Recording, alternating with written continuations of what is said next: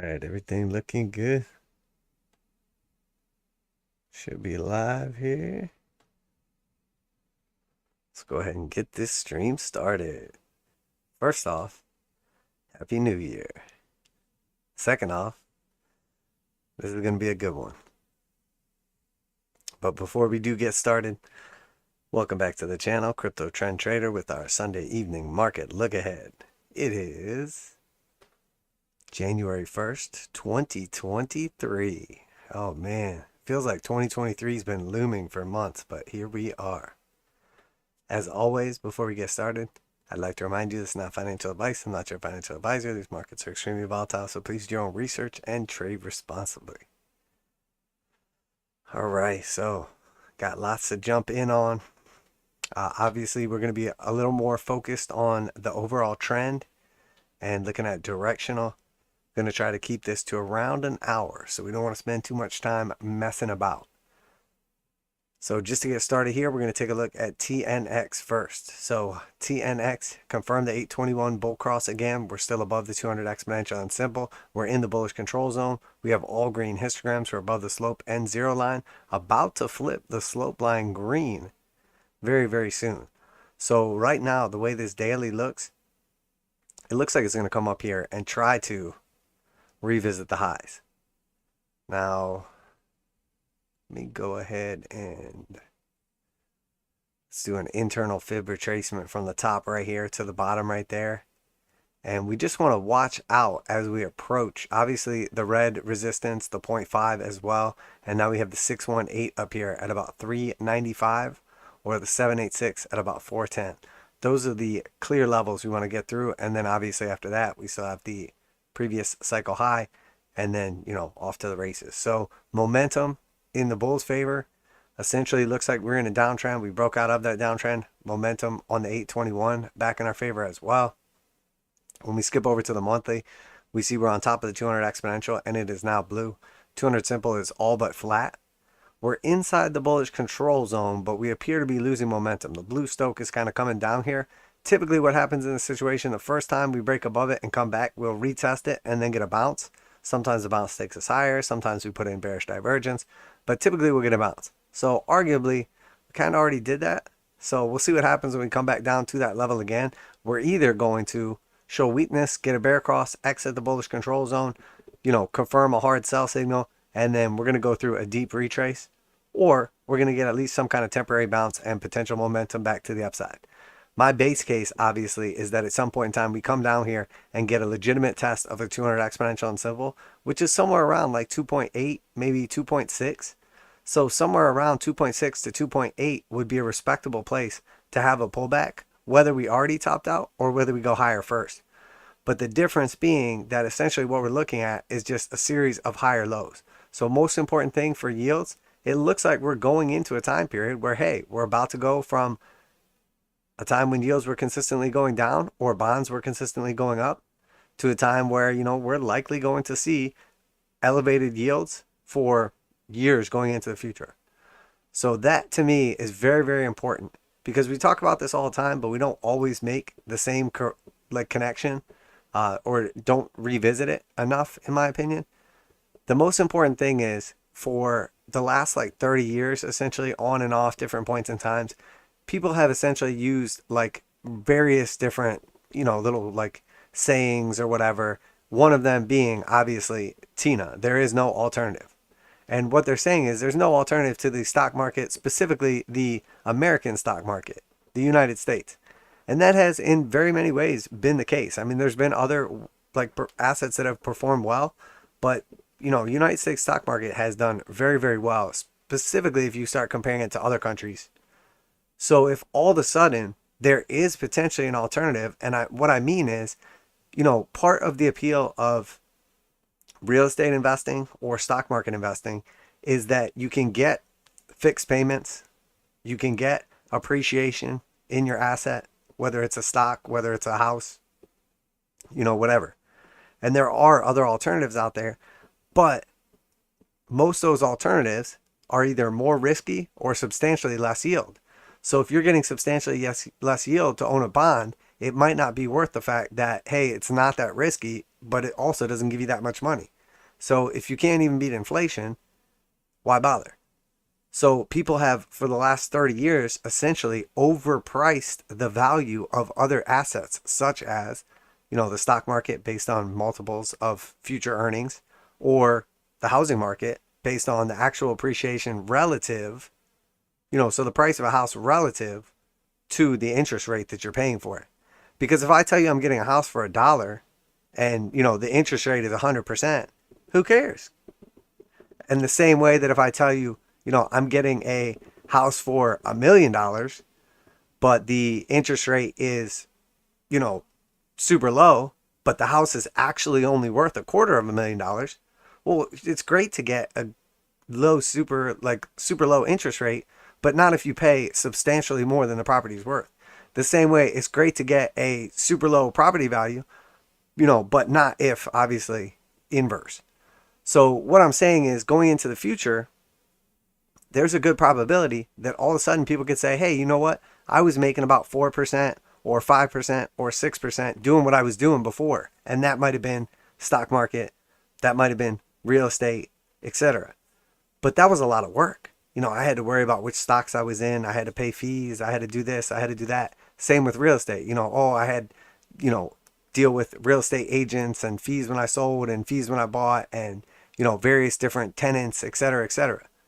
So at some point in time, there becomes an interest rate where suddenly bonds look super, super appealing relative to, the past, or specifically relative to something like real estate investing or various forms of, real estate and stocks alternatively, or whatever, insert whatever your investment is here. Maybe it's crypto, maybe it's, something else. So the fact of the matter is, there is an alternative as long as bond yields are paying a decent amount. And right now they are. Historically, they're paying pretty decent, especially over the last 10 to 20 years relative. We're essentially at levels we haven't been at since 2008. And going back, we saw similar rates, back here in 98. So we're seeing something for the first time in, 10, 13, 20 years, arguably the shift of a 30-something year downtrend to an uptrend. So it's not crazy to think that if suddenly we see yields in an uptrend, even if they do pull back, but they start consolidating and then moving higher over time, or at least hanging out at these levels, we will likely see substantial devaluation, or, arguably you could call it revaluation of asset values. So the argument for the last few years has been, oh, they printed all this extra money and all your money's going to zero. They're devaluing your currency, by printing more of it, aka inflation, all this stuff. So buy as many assets as you can, buy stocks at any price, invest in whatever, blah, blah, blah, blah, blah. Cash is trash. Well, that has proved over the last couple of years now to have been an outdated view. And now we see the opposite, that, you were much better off taking an 8% hit on your cash positions last year than holding, literally anything. Arguably, you could say, well, the Dow finished down about 8%. Sure, that's definitely true. But, if you were in cash, you had opportunity to move back into the Dow at much, much lower prices. I think it rallied 14% going into year end. So that being said, going forward into the future, it is not crazy to think that with demographics and interest rate changes and breaking out of downtrends and all these various different factors, land wars in Europe, energy crisis, whatever, that we could see some revaluation taking place. So in my opinion, going forward into the future, obviously it's not financial advice. I'm not your financial advisor. These markets are extremely volatile. Please do your own research and trade responsibly. We should be very, very responsible and do exponentially more diligence than we ever have previously on asset classes and specific assets, whether it's stocks, cryptos, whatever. Because right now we're in a risky time. So that being said, what I'm seeing right here is, potentially short term, a little bit, maybe retest the highs here. Long term, looks very bullish. And then even weekly right here, again, looks very bullish. So, we saw basically a pullback here to a higher high. And now we're coming back down to those key levels around the, neutral zone, etc., where we might be preparing for another leg up here. So, is that going to be in line with a suddenly higher inflation print? Is it just going to be in line with the Fed, overstaying their welcome. Does anybody even know what any of that stuff means? Your guess is as good as mine. But right now, TNX still looking very bullish, which means I'm still very bearish on bonds. I know everybody's like, no, this is the year of the bonds. Everybody's bullish now. The bonds have never had a year, when they were down 2 years in a row and the sun came up before 10:32 a.m. on more than 100 days without, your cousin dropping out of high school. It's like, yeah, sure, you can always find some crazy, obscure, random bullshit statistic that tells the narrative you want to tell, or you can just trust reality. So in all reality right now, bonds, not a safe investment. If you think that buying bonds long-term into the future is something you're interested in, by all means, buying bonds is fine. But speculating on these bond-like assets is where you have to be careful. That's where you really, really have to be careful. Because with that, you don't automatically get your principal back at the end of the period. And the key being that if you buy an actual bond and you just lock in for 5 years and you lock in at 4%, and then the rate goes up to 7% because inflation's crazy and the Fed gets out of control, and next thing you know, you can get a 5-year bond for 7%, you might be like, oh shucks, I'm locked in at 4%. That was dumb. But you don't lose your principal. The value of your principal doesn't go down in order to make that bond, essentially trade at par or whatever. So that's the key. As where with some of these instruments that people are not as familiar with or don't truly understand, if you buy into that and then all of a sudden we see a move from 4% to 7% or something like that, you might lose 40% of your principal as it revalues. So just be very careful. Make sure that you are doing your due diligence on all of these things, especially these various complicated, trading mechanisms. So that being said, let's get on to energy. So we saw energy, basically topped out very early in the year. Around March, we pretty much nailed it. It had, 1 or 2 little days up here above where we thought, and then we've been pulling back ever since. Come down some respectable levels. We saw obviously a pretty deep retrace here, a nice little bounce off of it. We're basically back testing resistance. But the most important thing is, those of you that have been around for a while, those of you that were here through, the big drop, the Rona, all that stuff, no, we got very, very bullish on energy back here when we crossed above the 200 exponential and simple, when we flipped the slope line blue, and then after that, it was off to the races. We're now, opposite is taking place. We crossed here, we back tested the 200 exponential and simple, and we flipped into a bear market in November of 2022. So the same way we got very, very bullish right here, I'm very, very bearish on energy as of, now. The momentum is telling us lower highs and lower lows until something changes. And typically what needs to change is we need to take out the previous, lower high. We need to take out the 200 exponential and simple, consolidate on top of them, flip them blue. So the real area to watch on, US oil or WTI crude is right around like that $95 range. Now, obviously it's going to get slightly lower as we progress, call it 93, whatever. But that's the area we really need to see taken out. And then we can start potentially getting bullish on energy again. But in the meantime, if we want to start getting bullish on oil, we're trying to pick the bottom. And that's okay if that's what you want to do, but that's not a responsible way to, trade or invest for long-term sustainability. Unless you're using something awesome that works a bunch of the time and then just don't tell anybody about it, or, maybe it won't work, or maybe other people will do it too, or whatever.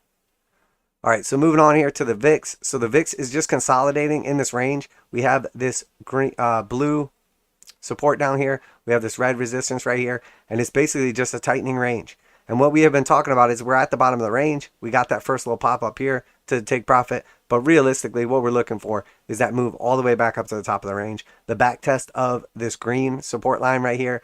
After that, what happens? Who knows? But we have been oscillating inside of this range for, at this point in time, depending on when you're counting us coming into this range, etc., we've basically been trading inside this range all of 2022. We bounce around in this range. So the likelihood is that we continue to bounce around in this range until we don't. And then, once we start breaking out or breaking down, we can reevaluate.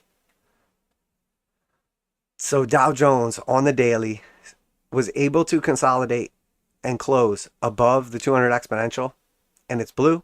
The 200 simple is essentially like bouncing back and forth between, flat, blue, pink, whatever. We are seeing, however, the momentum on the slope line for the TDMACD has run out and it has flipped officially red now. So what does that mean? Well, here's a situation where we had a push up here. We came back down, consolidated, and then we saw the slope line flipped. It actually flipped blue one more time, but then we went much deeper afterwards. Does not mean that has to happen, but that's how you get faked out by essentially just looking at one thing. Now we are above support, the 200 exponential and simple. That's good. We moved all the way from the bullish control zone all the way down and bounced the bearish control zone. And we're very close to getting the hard buy signal right here. So in my opinion, we break above resistance. We consolidate at support, confirm that that is still support, at least for now. And we're very likely to pick up momentum right here, get a hard buy signal, bunch of green histograms. I think we'll at least get a push back up. And then what we need to pay attention to is, do we come up here and put in a lower high? Do we come up here and put in a higher high with bearish divergence? Do we just come up here and continue running to the upside and end up at new all-time highs? Honestly, based on this time frame, any of those things could happen. But we're at that do or die point for the Dow Jones. So a lot of money looking at the situation, end of year, obviously, rebalancing, all that good stuff. Dow has been performing well. The Dow is, technically, quantitative traders going to be looking at this and saying, hey, we're like confirming back into a bull market and we're at the level of confirmation. So the truth is, from where we're at right now in the Dow Jones to where we know, hey, we're back in danger again, is 2.27%. I mean, that's a good day on the Dow lately, right? Or a bad day, depending on how you're looking at it. So in my opinion, right now, while I'm not necessarily convinced that we're about to just go into some bull market or the Dow Jones is going to perform phenomenally well this year, the truth is there's going to be a lot of other people out there that have money on the sidelines that are, essentially looking to deploy that capital. And the same way energy overperformed last year, but by the time everybody got into it, it was too late. And then essentially it just underperformed after that. That may be what we see happen in the Dow. Now, it doesn't have to, but it's worth paying attention to. So the truth is, for me, I'm watching this very, very closely, but I'm still watching the other major indices as well. It's not crazy to think that the Dow has a good year and everything else has a trash year. It's not crazy to think Dow has a terrible year and the other indices have a great year. But we really have to let the markets tell us. Because right now, the market's not sure. We're not sure. Nobody's sure. This is our monthly close right here. We broke back above the 821. We came back down and back tested it. This thing's going to open up tomorrow. It had a pretty bearish candle, but it didn't bearishly engulf. It held support above the 8 and 21. We see multiple green histograms. We see the stochastic starting to turn up. It's not crazy to think that this thing could consolidate here and then move higher, or push back up, consolidate, and then continue slowly over time. It's really not crazy. Now, we don't see those same positive signals, though, on the other indices, and that's very, very important. So here we see the SPY very clearly in a downtrend. Below the 200 exponential and simple, rejected here, and then obviously couldn't even hold support, breaks down, a couple percent off the lows, the same way the Dow is a couple percent off the highs. We are in the bearish control zone. We do see signs of life out of this thing. It is technically a higher low for now. So we don't want to say, hey, we're like super bearish on the Dow or anything like that. But we know that the big bullish catalyst is to do the same thing the Dow did. Get back on top of the 200 exponential and simple and flip them blue. And they're basically flat right now. Now, we're still a decent amount below them. But if we get back to 400, right on top of 200 exponential and simple, they flip blue, boom, shakalaka. We're about to retest the highs, potentially. But when we come out to the longer time frames, we look at the weekly, it looks very weak. Basically had a bounce off the 200 exponential and simple, series of lower highs and lower lows, and it's come back down here to like retest that level. We do see, however, there was some bullish divergence took place between these levels. We got a nice push off of that divergence as expected, but now, there's nothing. There's nothing really telling us like, hey, there's potential divergence developing. Hey, not really anything. I mean, we're above the 200 exponential and simple on the weekly, so that looks okay, but we're 821 bear cross back down again. And then when we look at the monthly, again, we see the same thing on the shorter time frames, on the longer time frames. Instead of reclaiming support like the Dow did on the daily or on the monthly and cross the 821 back to the upside, or on the daily reclaim the 200 exponential and simple, the S&P came all the way back up, got rejected. Last time it got rejected, it went to new lows. That's what we expect. Here it gets rejected again, breaks back down, fails to confirm back to the upside, likely goes to new lows, in my opinion. And we still have a target all the way down here at like 324. We're at 382 right now. So if the upside target or potential we need to hold is 400, and the downside target is essentially, this support, that resistance, the pre-Rona dump levels, we have substantially further to the downside to go to our target than we have to the upside to invalidate that position.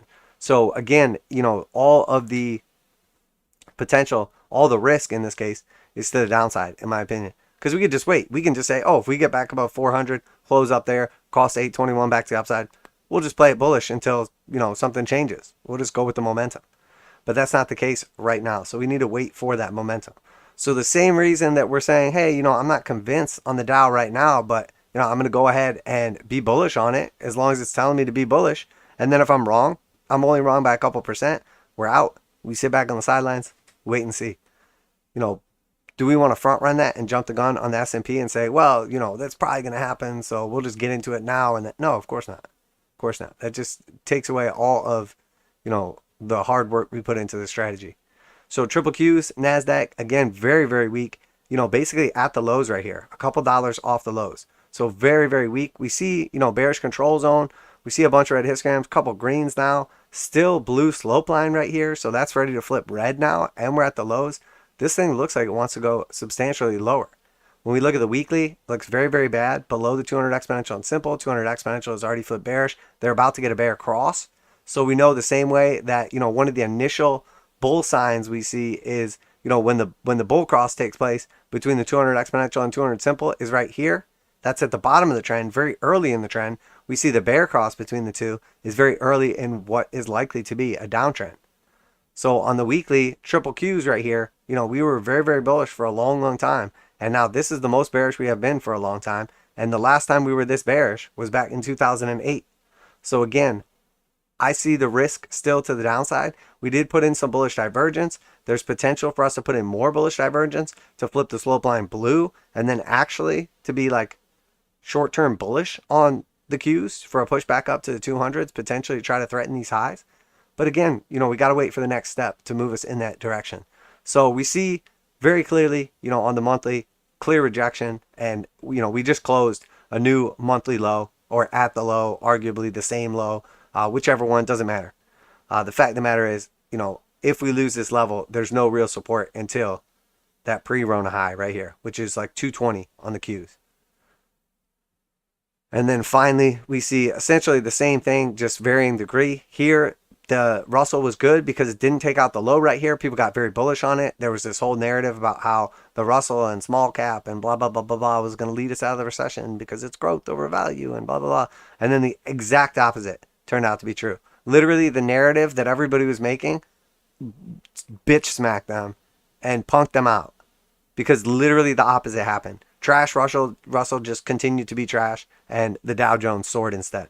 So the whole argument of growth over value, as the NASDAQ cratered, as the Russell cratered, and as the S&P underperformed as well, while the Dow Jones crushed it, just tells you, oh, actually, value is what people wanted. Now, is that going to continue? I don't know. We'll have to see. Likely, as rates go higher, value becomes more attractive. If we start to see cuts in rates or rates going lower, then, speculation or growth becomes more attractive. Simple human nature, obviously. So hard buy signal, we're creating a descending triangle. Don't love it right now, but the Russell looks like it's trying to have some kind of, little bounce here. Problem is, we go out to the monthly. The Russell was trash since 2018. It put in a lower high in 2020. It melted down to the 200s, shot to the upside, and then underperformed forever. This was clearly Wyckoff distribution taking place. We identified it in real time, and then Wreck City in this bitch. Complete meltdown. Back to 2018 levels. So we see the other major indices haven't even corrected to the January 2020 levels. This piece of trash index didn't even take out its 2018 levels in 2020. So it technically has gotten down here all the way to the 2018 levels. So if and when it loses this level, there's quite a bit of support around 145 or so, roughly. The truth is, I think probably, this could get completely wrecked and come down to like 120, 125 for sure. But I think the underperformance that we've seen in the Russell may actually mean that, hey, if you got to pick between holding the S&P or the Russell, and they both are going to go down by the end of the year, which one's going to go down more? Sure, maybe there's an argument for the S&P going down more. Maybe it's for the Russell. Who knows? But the fact of the matter is, the chart looks terrible right now, and everything that we had potentially going good for the Russell has been erased now. So it seems very, very likely to me that we're coming back down here to threaten these levels. But I do think it's going to take quite some time. Let's say we're bearish for the whole next year. Okay, everything just looks like trash all year long. And you ask me, what's the lowest the Russell gets to as we're bearish for like a whole nother year? There's a legit possibility the Russell doesn't go below 145 because there's just so much support and consolidation. You know, we essentially have, as we zoom out here and we look at this range, you guys know I like to draw boxes and stuff. If we look at this range right here, you know, essentially where we traded between, I mean, something around like this is what I would be looking at. You know, we essentially have this period in time from 2017 until essentially, you know, when we break out here in 2020, where we have a ton of support and only a couple candles that poke out of there. So we basically have like a 3+ year, about 3-year period right here of consolidation. So it makes sense that we're finding support at the top of that consolidation. What was resistance, the top of the range, becomes support. So if and when we lose this support level, which is our green line right here, you know, which is essentially just this box, really, I mean, just extended out, you know, essentially give or take, depending on if you're going by this candle or that candle or the fib level, etc. When it's all said and done, you know, the truth is, if we break into this box again, we're just back inside the box and we're probably just going to bounce around in here. So in my opinion, from where we're at right now, the downside risk on the Russell is probably somewhere around 17%. So there may be a scenario where the Russell falls 17% and actually doesn't look that bad in relation to the other stocks. Now, it does not mean this thing can't just capitulate down here and, you know, we see 30% move over the next few months as we retest the 200 exponential and simple again. Does not mean that by any means, but worth paying attention to the relative position of all these major indices to each other. All right, so that being said, let's look at the XLE. So obviously, we had quite a bit of rebalancing for the year end. So XLE was, all right, so relative to oil, you know, which basically, if we look back at this oil chart really quick and we just look at this daily, you know, we basically topped out right here in March of 2022. And then we put in a slightly lower high in June of 2022. So March and June is what we're paying attention to. So here we have June right here, but March is way, way, way back here at this little high right here. So this was the initial blow off top in actual oil. Obviously XLE is, you know, oil, energy in general, but just relative. So this was the actual peak in the hard, you know, asset, like underlying commodity right here. And then this was our slightly lower high, or arguably same high, whatever you want to call it. And that was when we put in the high right here. And then we actually came all the way back up here. So oil was melting down this whole time. Nat gas, you know, depending on which one you're looking at, had seen blow off tops and substantial pullbacks. But the actual XLE, you know, which is essentially just players in the space rather than the underlying commodity, has continued to go on to new highs. And I understand this is counterintuitive for people to sit here and say, you know, that actually oil is going to come down or nat gas is going to come down or go sideways or consolidate, but somehow we're just magically going to continue going to new all-time highs on the XLE or cycle highs on, you know, this, that, or the other. But it actually makes sense because the truth is, you know, there's, for a business versus an actual commodity, with the commodity, there's only really, you know, how much the actual commodity is worth and then how much it took for you to get that commodity, you know, to the point where somebody's going to pay you that amount. As where with the actual business itself, there's so much more that goes into the underlying, you know, as far as actual earnings, profitability, and all the various metrics as well. So there's definitely a world where we see oil, energy, you know, nat gas, whatever metric we're using, continues to go sideways and potentially have like an underperforming year or better part of the year as we see these continue to go higher. And that's part of why we find ourselves having to rebalance the XLE consistently, you know, throughout this year, even though energy topped out, you know, 9 months ago. So that being said, we're still above the 200 exponential and simple. We're getting ready to cross the 821 back to the upside bullish. So we are seeing this diverge in relation to, like, you know, oil or energy or whatever. But the truth is, you know, I still respect it.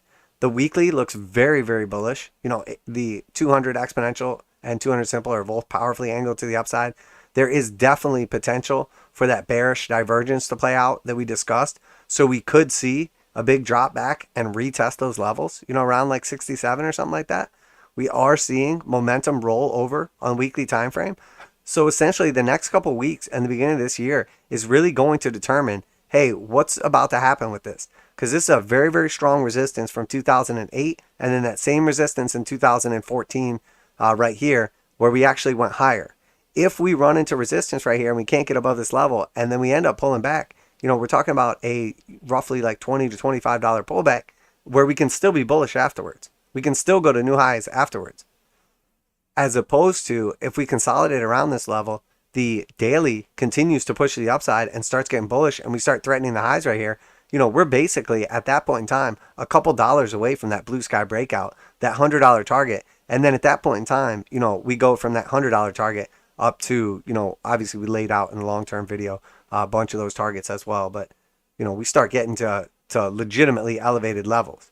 You know, and maybe that corresponds with also the prices going back to the upside as commodities become more expensive. Maybe inflation comes back. Maybe we suddenly realize that we actually need all this energy. Even if we're going to make new energy, we still need the old energy, because that's just how the world works. You know, there's definitely a lot of fundamental arguments as well as technicals that this could continue to the upside. So here on the monthly though, we do have to watch here. Again, still bullish, reclaiming 200 exponential and simple, starting to accelerate to the upside. We closed that monthly at a new high from the previous high, and then we basically did nothing. So here we are at that level, very, very close to, you know, breaking out from a key resistance here. And then at that point in time, again, you know, we're basically 2 or 3 months away from all-time highs based on the previous move up there. So we don't want to get overly bearish on XLE, even though I'm not necessarily bullish right now on, you know, the underlying commodity assets that we're speculating on through the companies in the index. Hard sell signal left the bullish control zone, so we do have to be careful here. We still see a bunch of green histograms to the upside, blue slope line. Obviously the 8 and 21 are powerfully angled to the upside. So to tell you the truth, I'm not really going to get bearish on this thing until we like lose the 82 level. And I'm not going to get really, really bullish on this thing until we basically take out that $100 level. So we're going to keep, you know, basically speculating to the upside on energy for now through the index, even though, you know, it does look like probably short to medium term pullback in the underlying. All right, so, and the reason I want to do a long one on this is because I think a lot of people got tricked last year if they weren't in position ahead of time in energy for this whole awesome run up right here, and then they end up buying into the top, and basically, you know, depending what you bought, obviously, you know, if you're looking at oil futures or nat gas futures versus, you know, the XLE is still performing fine. You're like, oh, I bought the top and I'm down 2%. All right, so I don't think we need to do any of these for now. Yeah, okay. Well, let's take a look at, we haven't looked at the UKX for a while, so I think it's important to take a look at this one as we do wrap up the year. So not going to focus as much on the daily, just because essentially we had a big uptrend here, and then we're just going sideways, like at the top of the range. And there's just a lot more to see on the longer time frames. So let's go out to our monthly right here and just look at the UKX on the monthly. And obviously we're talking about, you know, United Kingdom index. So we have essentially top up here in 2000, next top here in 2007. And then we have around 2013, obviously went a little higher after that. And then we have the kind of top here in 2020, the sell-off on the Rona dump right there.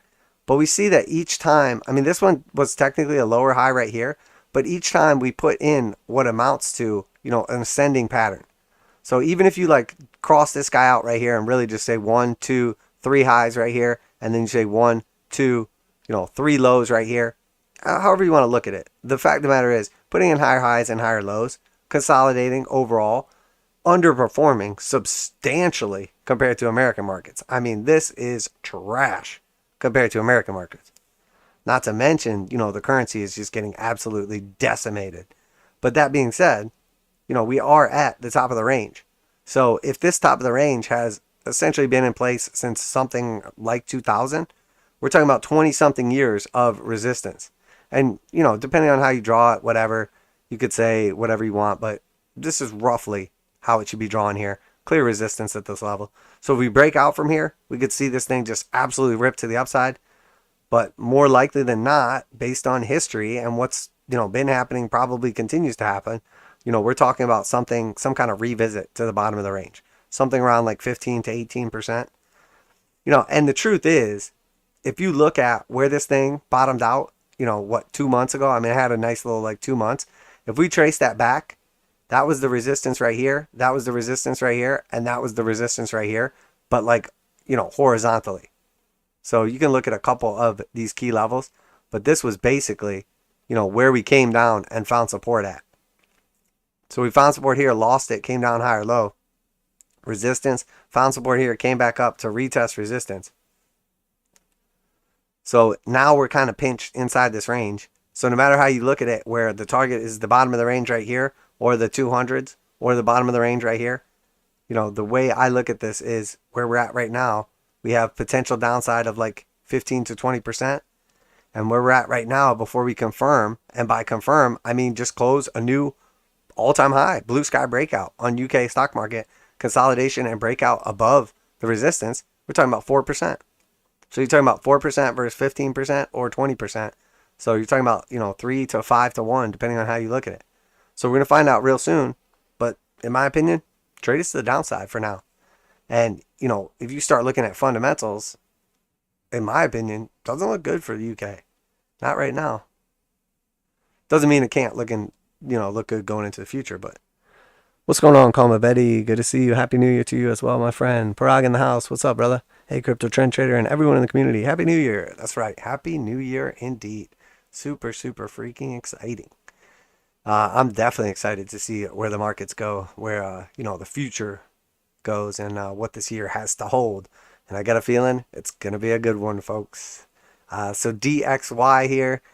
So we got a nice little bull run on the DXY. And now we have lost the 200 exponential. It has flipped red here. 200 simple is about flat. So we're definitely seeing some weakness in the DXY. We're seeing that on top of daily bullish divergence over and over again as we put in lower lows on price action and higher lows on the histogram and the stochastics, telling us that, while this can go on for some time, it cannot go on indefinitely because we're seeing a clear divergence between what price action is doing, going down, and what the indicator oscillators are doing, going up. So at some point in time, we'll usually see a violent spike in the opposite direction. So what we're expecting is some kind of internal retracement of the downtrend. Now, we don't know if this is going to be the bottom. It could keep going down here all the way to our target at, around 97. And if it does, and then we retrace to the 50% mark. What did I do? Sorry. Drag the whole thing. If we do retrace back to the 50% mark, that's going to be a push back up to like 105. So you're like, well, that's only 2% from where we're at right now, around 103. Well, sure, but it's a big difference if we go way down there first and then we get the push back up to the 5 or the 618. So we'll have to see now. Typically when something comes down to the 200s, you'll see some kind of dead cat bounce off of it. Doesn't have to happen. This could just continue trending down and nothing happens. But typically when you lose key support after a long uptrend like this, you will at least backtest it as resistance one time, get rejected, and then go lower. So I'm looking for a retest back up to like 10, roughly 5 or 6 at some point in time in the near future. Do we go lower first? We'll have to wait and see. Obviously, can't tell at this time. When we look at the weekly, this looks like a pretty clear blow off top. We see the 821 on the weekly has crossed back down. And now here we have a nice cluster of support through this range right here, which lines up pretty good with that 200 exponential and simple. So not crazy to think that we come back down to around that 100 level, somewhere around there, maybe even go a little lower on longer time frames. And then that's where we find support before continuing to the upside. 200 exponential just crossed above the 200 simple. Has not happened for a long time. Last time it happened was back in 2014. And when it did, we saw a pretty vicious run from about 80 up to our peak at about 103. So, about a 25% run or so. That's pretty big. That's a pretty big deal in a short period of time. So even if we do see, continuation to the downside, it's likely followed by a big move to the upside. We've also used a ton of energy on this pullback. we came all the way from the 2.6 level up here on the MACD down to the negative about 0.88 level. So we basically came from extremely high to fairly low. We also left the bullish control zone, came all the way down to the bearish control zone, and we know that if we're buying a dip or selling the rip, aka trading with the trend, that typically we don't want to be in a bull trend above the 200s. We don't want to be selling as we exit the bullish control zone. We want to be buying as we exit the bearish control zone. So, while here would have been a potential good opportunity to buy and then fails and goes lower, the 200s are red at this point in time. And then the second time it happens, it actually puts in bullish divergence. And that's how we were able to pick, basically the double bottom, bullish divergence, and then that epic run. So it is possible that we get a scenario like this the last two times where it looks like we're bottoming, we come out of that level, and then we actually go lower. Looks like we're bottoming, we come out of that level, we actually go lower. Both times we print bullish divergence on the weekly, and that proves to be a nice buying opportunity. So, we're still a little ways away from that potentially happening, and that could easily see us bounce up here, lower high, and then go lower all the way back down to our target, put in bullish divergence on the weekly, and then at that point in time, we're carving out our macro bottom, ready to go much, much higher. Hypothetically, things could change, obviously, when it happens, but when we look at the monthly chart, it's very, very clear. We've been bearish on the dollar since 1986. Tried to have a little bull run up here in 2000, and now here we're very bullish. We went from a bear trend, all red, everything, to a bull trend, blue. We do see, obviously, we have left the bullish control zone and a hard sell signal. This was our last time that took place. We actually went higher and then saw a deep retrace. This was the time before that took place. We saw a decent retrace and then went higher, and then we saw an even deeper retrace. So I think that there is definitely a threat right now based on the last two times. And on the chart, it doesn't look like that much. But keep in mind, that was a peak from 2019, and then it took a whole year before we went to a new high. And this was a peak from what amount to 2015 December, and it was 2017 January. So, substantial amount of time goes by before we put in that new high. So we could easily see months of consolidation, downward pressure, suddenly go to a new all-time high, or new cycle high rather, and then see an even deeper retrace like we did the last two times. Doesn't have to happen, but it's worth paying attention to. Other people are going to be seeing this and saying, hey, the last two times we saw this signal flash or something similar to it, we saw essentially what amounts to a stop hunt. All right, so now that we got all the boring stuff out of the way, let's talk about Tesla. All right, so we hit our macro target a little faster than we expected. It started slow and then accelerated very quickly. There's rumors, I don't know if this is true, but Elon Musk had, obviously taken out some loans for the Twitter acquisition and put up a bunch of Tesla stock. And rumor has it that he got margin called. I don't know if that's true. I don't know if they would liquidate the position. I would imagine they would call up Elon and be like, hey, you got to put up some more collateral. And he'd be like, okie dokie. I don't know. I don't know if that's true. I don't even remember where I heard it at. But that would make sense. We talked about these capitulation moves, the bloody waterfalls. We broke down from key support. We hit the measure move. We hit the macro 382. Obviously, we have our two different fib levels, the green and the blue. We've been getting respect from the blue, and we were waiting to see, obviously if we respected the green, which we did for a short time, blue through the next blue, and then we hit our green. So this was our buying, obviously we're looking at the yellow area, and that did not go well. But here's our buying opportunity in green. We basically came down and almost perfectly touched it. So we see a reflex rally off of it, but we have a descending channel here. We have a descending channel here. The first step is to reclaim the white channel support. So we still need a little push to the upside to reclaim that. And even then, we're just back testing the blue 382. So there's definitely some potential for Tesla here, potential for move to the upside, etc. But the truth is, if you took the short trade on this one, like we discussed, that was the real trade. That was it. The move to the downside, and that's a wrap. And now we can start looking at, the potential. But the truth is, this looks more like take profit to me. And part of the problem with Tesla is, and I normally don't like to take into account fundamentals that much when we're doing technical analysis, obviously, because they can cloud your judgment, especially if you're like biased on something. But the truth is with Tesla, that old saying, don't forget who got you to the dance, or who you came to the dance with, or don't change horse midstream. I don't know. There's some saying that makes sense here. I'm not sure exactly which one it is or how it goes, but what I'm saying is, the whole idea of Tesla and green energy and Elon Musk changing the world, and he was like this like lib guy and all about California and clean energy and all this, and now suddenly, he's kind of flipped the script on all of his, followers or cult members or, whatever. So there's definitely an argument to be made for additional pressure on top of the Twitter scenario. Don't want to dissuade people from taking advantage of, a deep retrace on Tesla, but at the same time, it would not be crazy to think that this thing is at like $70, sometime this year.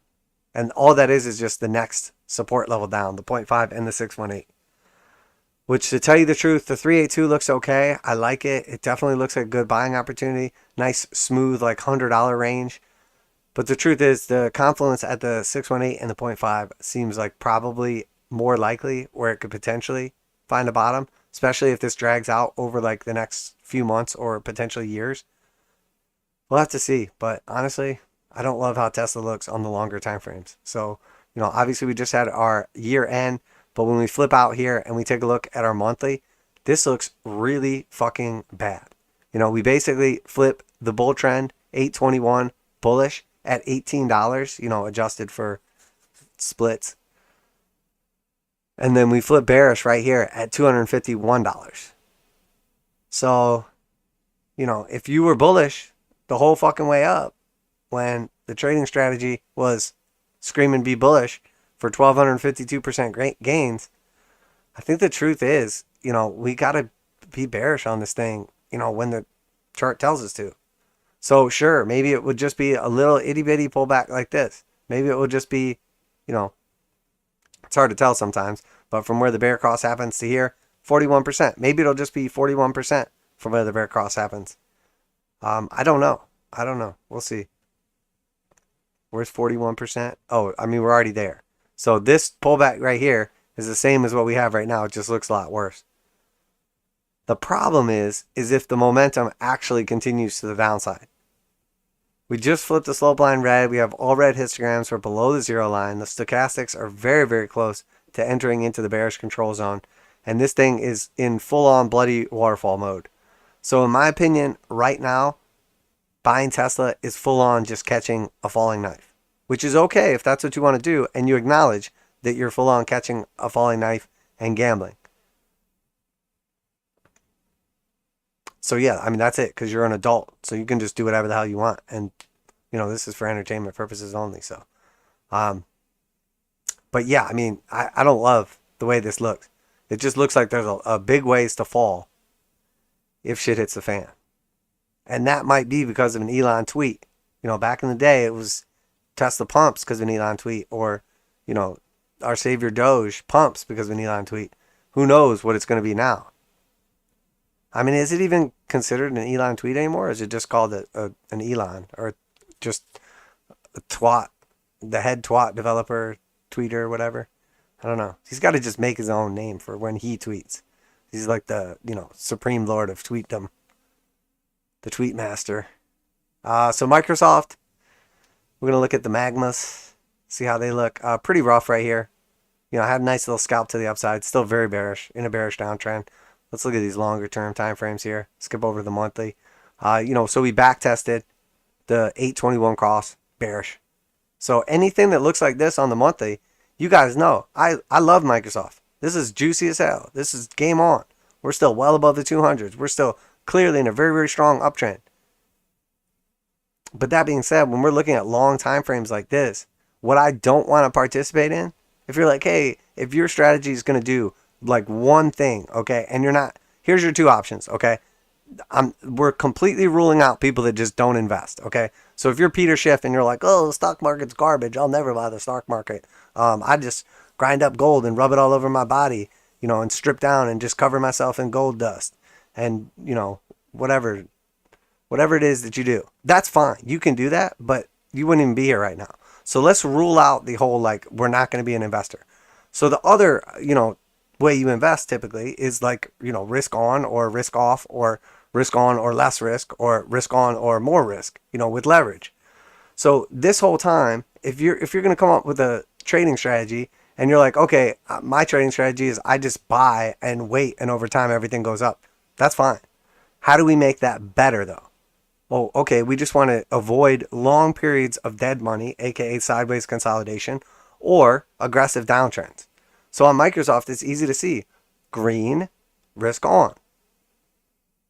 Red, risk off.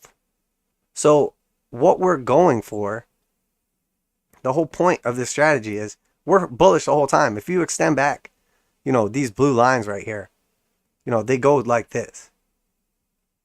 Something like that. I mean, it's not perfect. You're like, actually, I took the time to manually calculate the 200 moving average based on the available data, and should be actually here. Idiot. But let's just assume you didn't do that, okay? And that my hypothetical 200 is correct. This is bullish. This is a bull trend. We want to be involved in this for sure. So the next thing we do, other than just hodl, buy and hold forever, is we make it more efficient. So we do that with our shorter term moving averages. So the 820 right here is telling us, hey, we don't want to be involved in this asset or be, risk on in this asset or whatever. Maybe we want to hedge, etc. Even though we're still very bullish on the asset based on the 200s on a monthly time frame, we can avoid potential, downturns. Here the bear cross happens. By the time it does, you're already down here though, so we'll measure from there. We can avoid 42% downside, or in this case, not only 42% downside, but, just if I told you, hey, you can invest in Microsoft and just like hodl it, and 2,680 days later, it's going to be at the same price. You were down for a little bit, you were up a tiny bit, but it's the same price, so you didn't lose anything. Well, but you lost the time. You lost time. If it's not going up and to the right, we could put that money somewhere else, because there's somewhere that's going up and to the right, somewhere. So that's what we're looking for. We're looking to make it more efficient. If you have unlimited capital, if you're Warren Buffett and you've got, billions or tens or hundreds of billions in the bank, who gives a shit? Fine, hodl Microsoft and put money to work somewhere else. That's fine.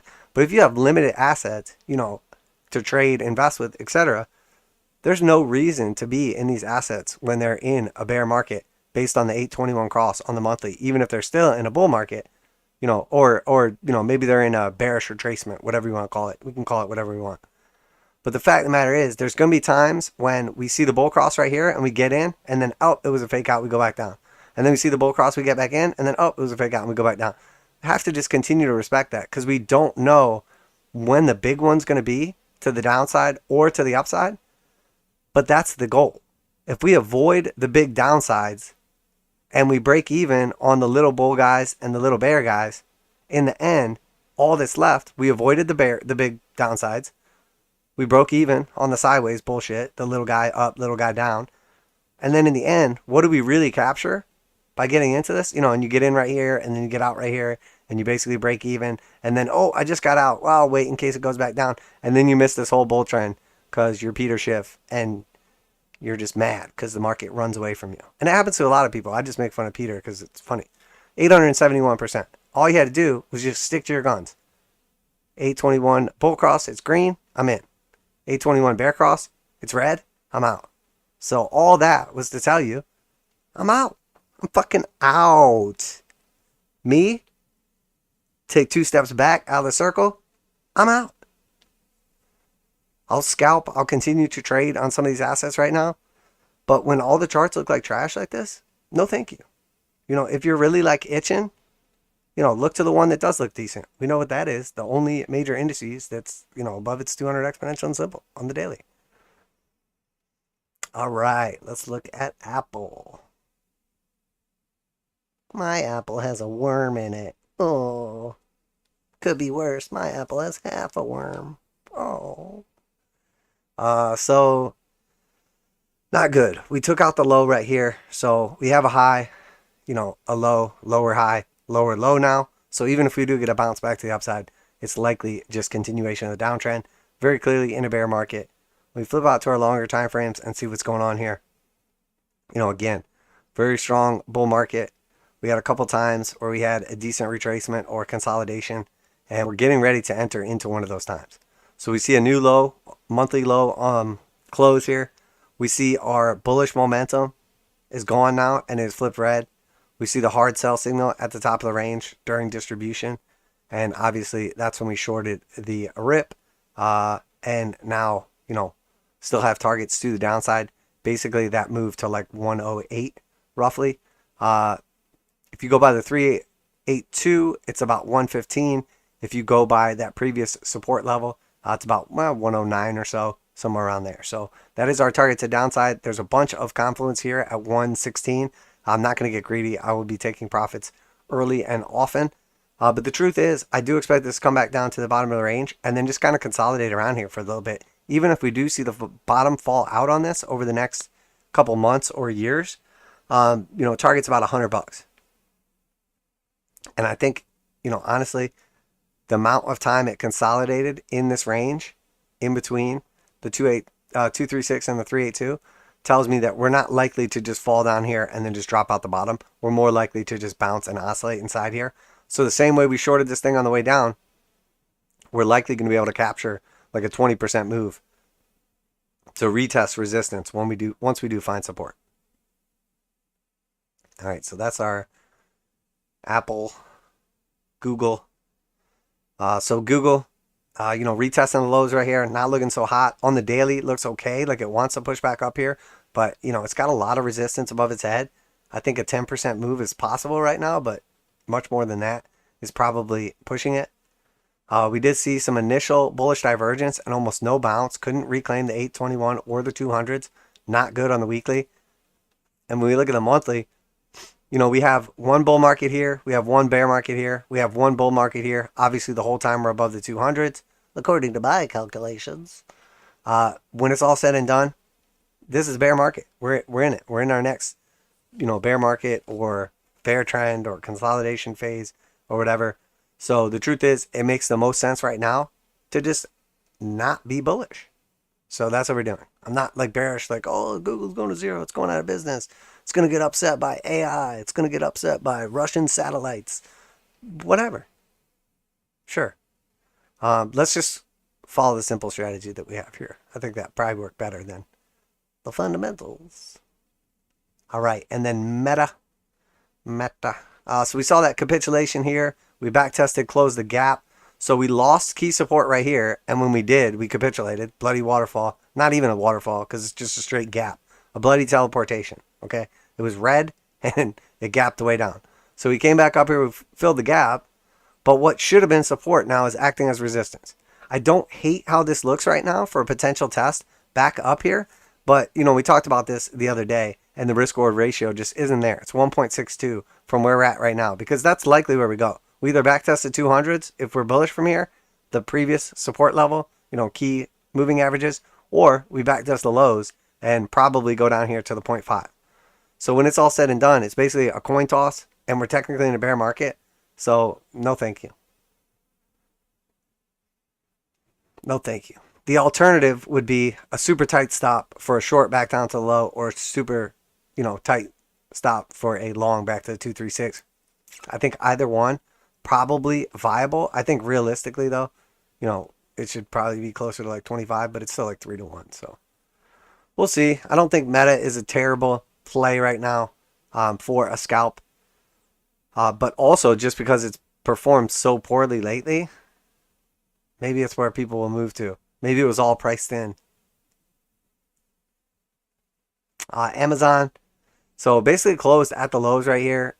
Trying to put in some kind of bullish divergence, trying to get some kind of move up. I mean, it doesn't look like it based on price action, but the momentum indicator oscillators are setting up for some kind of bullish move. The weekly does not look good at all. Completely lost the 200s. This is what I'm talking about, where you come down, like what I was saying on the DXY. You come down, you blast through the 200s, and it looks like this thing's just going to free fall. I mean, if you just saw this in real time, you're like, oh, yeah, Amazon, yeah, that's going to zero. I mean, it lost the 200s, no support. Get ready for capitulation. And then what happens right afterwards? The back test, support, and then another pushback up here. And then actually, that's just another lower high. And then we go to lower lows. So that's like what I'm expecting on things that just blast through the 200s. Some kind of like W double bottom, or at least, initial backtest and rejection, just because that's how markets work. And the reason they work like that is what happens is people buy support right here, and then support fails. So when we come back up to it, they sell into the support. So people are always like, oh, the bulls, oh, the bears. And we act like this is like two separate groups of people. And it's like, hello, I would like to join the stock market. And you're like, oh, great. Do you have your membership fee? And it's like, yep, I do. Here's the money I would like to invest with. And you're like, oh, great. Which team would you like to be on? I don't know. What is it, shirts or skins? No, sir. No. Everyone gets to wear their shirts here, or can opt not to. It's bulls and bears. And you're like, oh, wow, cool. Okay, yeah. So Chicago, they're pretty cool. Michael Jordan. The Bears, funny Saturday Night Live skit. Ooh, that's a tough decision. There's not fucking teams. You don't join the Bulls or the Bears. They're the same fucking market participants. Some people are always bullish, for sure. Tom Lee. Some people are always bearish, for sure. Peter Stiff. Sure, that's fine. But 90% of market participants are just trying to make money and don't really give a shit. Now, there's a lot of passive investment and all that stuff, and you could argue that stock market always go up, therefore everybody's always a bull all the time, and then just sometimes they're bear. That's fine, but the fact of the matter is, it's not just two teams where there's a bunch of people that are just always bullish and a bunch of people are just always bearish. The same person that buys right here at support and then it fails sells when we back test it just to get out of the trade and see what happens. And then when this breaks out to the upside and they get bullish, and then this was somebody bought right here and it moved up, and then it came back down and they thought, oh, this is it, we're going back to new highs. And then this broke down here, we lost support. They were a buyer right here, and then we capitulate. They push the market all the way back up. Whales, market makers, whoever, back to resistance so that they can sell at that support level, which is just an SR flip. It was support right here. Now it's resistance. The people that bought this initially and then were wrong are now going to be sellers. So we see it happen with the moving averages right here. We see it happen with the, Fibonacci's. We see it happen with our regular horizontal supports. We see it happen over and over again. Because there's not just two teams, bulls and bears. There's a shitload of people that play for both teams. Not like that. Come on, get your mind out of the gutter, guys. This is a clean stream. So that being said, we're very close to confirming into a weekly bear market on Amazon. We're obviously at the lowest lows.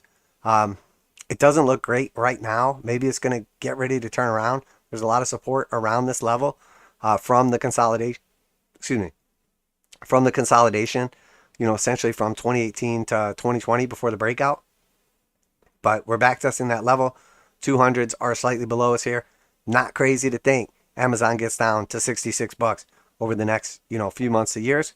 Also, wouldn't be crazy if you were like, hey, actually, Amazon just started the year, just started going up. It was just all at once.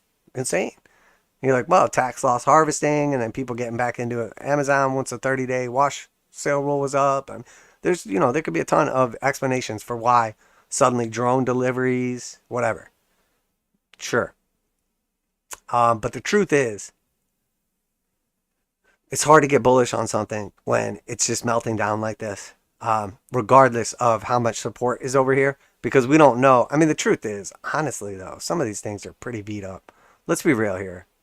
What are we looking at? Amazon, 12% to retest this low right here. Or from where we're at right now, let's be real, 23%. So 12 to 23% risk to the downside right now for the back test of the previous level on Amazon, which lines up with the macro 236. So you would expect to get, and the 1.236. So you would expect to get some kind of strong bounce off that $65 level. 25% down from where we're at right now. So then in order for Amazon to be a good buy right now, we would need to get minimum 25% back to the upside. And that's really just backtesting this previous level of highs right here, the support and resistance, the blue and red lines we have right there. So again, it's basically a coin toss right now. You're like, oh, okay, I'll flip a coin right now. It's very clearly in a bear trend. And, if I'm right, it goes up. If I'm wrong, it goes down. Or if I'm right, it goes down. If I'm wrong, it goes up. But either way, it goes about the same distance. So in my opinion, the edge is to the downside. The momentum is to the downside. The trend is to the downside. So if we can't get a favorable risk reward ratio based on the trend, you know, it's basically just red or black at that point in time with a tiny little itty bitty edge. You know, maybe you get the green for free. Buy the red, get the green for free. If you don't know what I'm talking about, roulette, obviously. Or maybe not so obviously if you don't know what I'm talking about. Okay, so there's our key players, a little magma action. We're going to talk about some of the other key players. We're going to take a look at crypto real quick. So Bitcoin, you know, still looking very weak on the daily here. We had talked about what we're paying attention to here is the 4 hour. So obviously, look, I mean, whenever I'm trading crypto, whatever it is, you know, if I'm bullish, I pick a time frame that I'm trading off of and then go from there. So obviously we're in a bear market in crypto and have been for a long time. So whenever the 8/20/21 bear cross takes place, you know, and we're below the 200s, I do not want to be involved in this thing to the upside. So, you know, we get back out up here at around 16,839. And then here it looks like we're getting ready to potentially have a cross. Could still happen. Maybe it's getting rejected. We don't know in real time. But if we do start closing back above like 16.6 or whatever, you know, I'm going to take a scalp back to the upside short term. And where do we likely see? Well, depending, you know, where, when, and if that happens, we want to see that retest of the 1672 level and then break above that 21. And if and when we do get above the 21, you know, we have a lot of consolidation through this range, whatever, but eventually we would expect to come up here to like 17.8. And then, you know, the macro target is still always a retest of the 200 exponential and simple. I don't care if we're in a bull market and we haven't retested the 200 exponential and simple for 20 years. I don't care if we're in a bear market and we haven't retested the 200 exponential and simple for, you know, what, 10 months. Whatever it is, that's the target, the reversion to the mean. Because if this thing just goes sideways long enough, the moving averages will meet it. If this thing continues to go down, the moving averages will accelerate. If this thing continues to go up, the moving averages, you know, eventually they'll run into each other. And that's the beauty of them and why we use them. So that being said, eventually, when and if this thing bounces, we're looking to retest the 200 exponential and simple. You know, obviously it's just dead in the water for now. And I'm not convinced. I think there's a lot of pain in markets right now through time capitulation. As in, prices don't actually need to go lower. If time just goes by, eventually we're going to see serious pressure on these markets. You know, defaults, blow-ups, you know, zombie corporations, you know, whatever, come into fruition. Debt servicing is going to be a thing. The longer time it goes by with high rates, the more pain. I think that's one thing people don't understand. Is if we just like flash had rates at 20% for like 2 months and like that solved all of our problems and it was like, okay, just back to normal now, that like wouldn't be that bad of a shakeout because only for a couple months would only so many people need to like refinance or have to make like crazy variable payments on, you know, their variable rate loans or whatever. The majority of the loans are fixed or, you know, bonds or however, you know, we're determining this period of time. So the longer time that goes by, the more people need to like refinance like, you know, whatever said loan period. Like if you took a loan at a high interest rate and then you're thinking, oh, I'll just refinance it in the future at a much lower interest rate. So you're like, okay, they were at 3% last year. Now they're at 7. Who cares? You know, I got to put this money somewhere. Don't want to have to pay the taxes on it. So I'm going to roll it into a new property at 7% and then I'll refinance when the rates come back down. Well, if they don't come back down for 2 months, sure, you're fine. If they don't come back down for 6 months or a year, yeah, you're probably okay. But, you know, 3 years, 5 years, 10 years, 20 years go by and you're paying the 7% and you were counting on the rates coming back down, you know, that changes the scenario a little bit. So it's worth paying attention to how these rates could affect us long term with time capitulation. Everybody's always worried about price capitulation. Oh, if the price goes lower, it's going to hit people's stop losses and force them to sell. Well, shit happens over time too. Longer time goes by, the more downward pressure there is on the crypto market. And we're now below the 200 exponential and simple for the first sustained time in Bitcoin crypto's history. So we're very, very close now. 200 exponential is already red to basically having a flat 200 simple. And 200 exponential is about to cross down below. You know, we're essentially about to enter into like a confirmed bear market on the weekly for the first time in Bitcoin's history. Now, we do have a bunch of green histograms. We do have a blue slope line. We're above the slope line. We're potentially getting ready to exit the bearish control zone. there's some signs that, hey, like maybe we're like carving out a bottom sometime in the near future. There's an argument that could be made for that in time, but we got to see some proof. After this complete dick kick beatdown, you know, we got to see some proof. I can't trust you anymore, Bitcoin. I need some proof. You know, when do we get that proof? Maybe we backtest 24,000 and all of a sudden it's like, that's it, let's go. But, you know, we'll see it coming. Monthly looks pretty bad. Clearly in the bearish control zone. All red histograms. No sign of life. I mean, not one green histogram. You know, at this point in time, our last green histogram was November 2021. November 2021. The bearish divergence on the monthly. Last green histogram. The absolute tippity top for the coin. Doesn't look good. Does not look good. I mean, you know what does look good? 14,000. That looks good. Look at how we chewed through this candle, our crutch. I mean, we lost this one in a single month. Then we ground out here for a while. So by the end of this month, are we down here at 14K? Probably. If not, you know, we're going to run into a ton of resistance at like 19.8. So we'll see how it goes. No sign of life from Bitcoin lately, though, unfortunately. I mean, the range we're trading in now is, you know, embarrassing for crypto. Absolutely embarrassing. I mean, the top of the range is like 3.7%. And, you know, the bottom of the range, depending on how you look at it, is really like 2.5 to, 5%? So we're like trading within like, you know, an 8% range. Absolutely pathetic. It's the future. Ethereum on the daily. Again, not looking good. Below all the moving averages. Substantially off the low still, though. Potentially trying to do something here. We'll see. Let's go out to the monthly.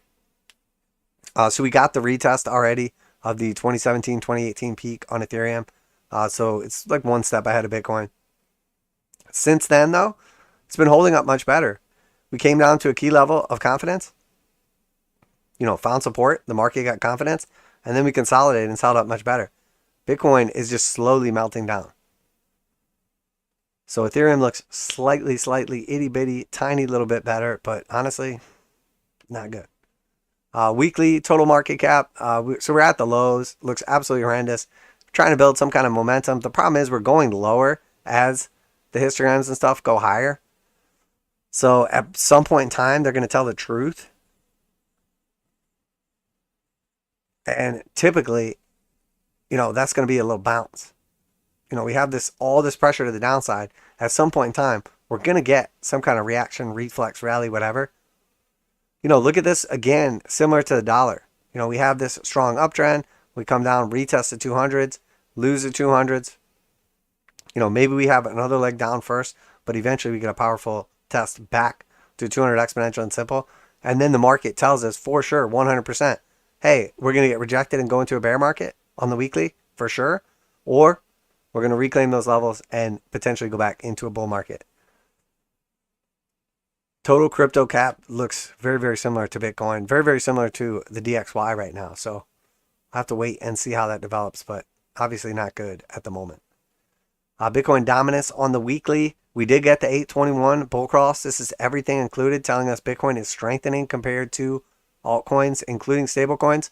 We take out the stablecoins and it looks even more bullish. Seems very, very likely we're getting a retest up here to like 53 or so, telling us that either Bitcoin's going to rip and alts are going to rip less, or Bitcoin is going to dump and alts are going to dump more, or something along those lines. All right, so we'll look at a couple trash coins and then take a look at gold and a couple things and then wrap it up there. What do we got? Hour 15. Maybe we'll skip that stuff. So cheese, we have the descending channel. We're at support. This thing looks terrible. It looks like it's ready to go to new lows. All the momentum it has just gone right now. Solana wick down here pretty aggressively. Definitely saw like some stop hunting or, you know, capitulation and then just move back to that level. The fact of the matter is, it's just a matter of time before this thing ends up at $7.50 if the markets don't turn around. Link did come down here and threaten the lows. New lows closing in the last couple of days. Looks very, very weak at key support. So, you know, if these supports are going to hold, we're at them. Avalanche, AVAX, new lows, just hanging out at the lows. Just looks like it's ready for the 1.382, $10.31. All these cryptos look terrible. Absolutely terrible. Polkadot just melting down. Looks like it's going to zero. Matic was holding up pretty well. It's at the 382 now, so this is do or die. Again, I really think this is coming down to the 236. Looks like it's going to 53 cents. This thing has been holding up pretty well, and now it's looking weak. So when the stronger cryptos are looking weak, the weak one's probably about to be looking real weak. So we see XRP, since our daily candle started in the last 2 hours or so, we saw a capitulation move on XRP. It did get bought up fairly aggressively, so maybe it was just a stop hunt, but this does not look good. So we'll see what happens over the next 24 hours, but that is a nasty, nasty candle. What are we on, Kraken right now?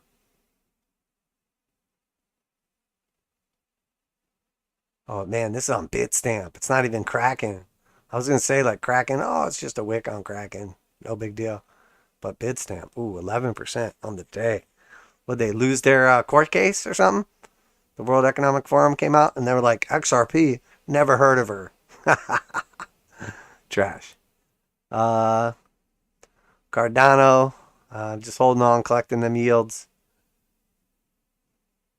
So that's going well. I mean, this was our target, so we're there now. Congratulations.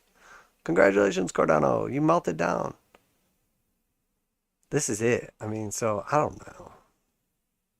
This thing's got to bounce, right? It's that or zero. 73% bounce. Or it goes down to 6 cents would be like the equivalent. So some of these cryptos, there's an argument to be made for a big move about to happen. Volatility, compression, about to explode. So BNB, the Lord and Savior of all the crypto space, hanging out here since that moved down. This is it, the danger zone. The blue 236, the white ascending support, the descending green resistance, turn support. And you guys know what happens after that. The air pocket. Man.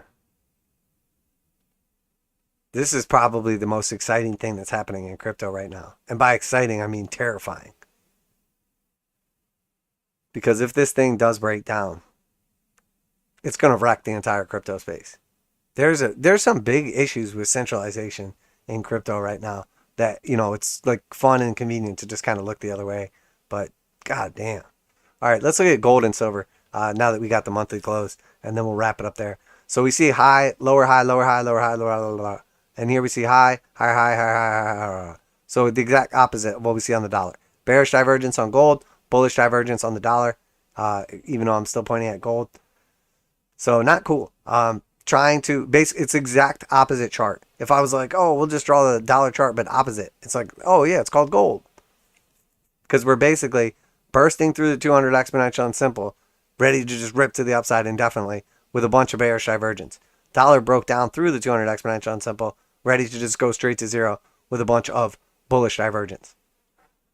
So likely gold's about to see some serious pressure, and the dollar is likely to see a, short term at least stop hunt, reflex rally, whatever you want to call it. We got a nice bounce off the 200 exponential and simple. We saw the W double bottom play out. Nice move to the upside. Reclaim the 821. Excuse me. Momentum building. Bullish control zone. Weekly looks pretty decent right here. The weekly is definitely saving the day. The monthly, this was huge. Closing back above the 821. Consolidating. And then moving up. We have reconfirmed the bull cross on 821. So, hey, if you like the Dow Jones, get bullish on gold as well.